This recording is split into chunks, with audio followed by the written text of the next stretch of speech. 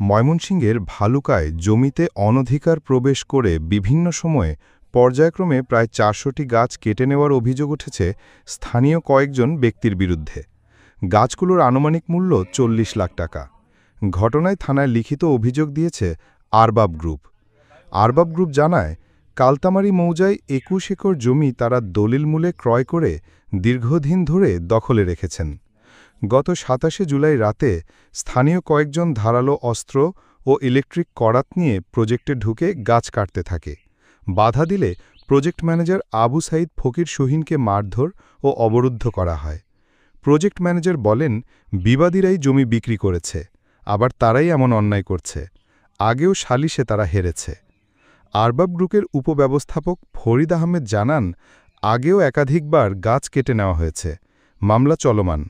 ২০২১ সালের লিখিত অঙ্গীকারনামা থাকার পরও ফের ক্ষতি করল তারা। বিবাদীরা জানান, আমরা আমাদের গাছ কেটেছি, তাদের কাছে জমি বিক্রি করেছি ৬ একর। আরবাব গ্রুপ আমাদের দখলের বাকি জমি জোর করে দখলে নেওয়ার চেষ্টা করছে। ভালুকা মডেল থানার ওসি হুমায়ুন কবির জানান, লিখিত অভিযোগ পেয়েছি, তদন্ত করে প্রয়োজনীয় ব্যবস্থা নেওয়া হবে।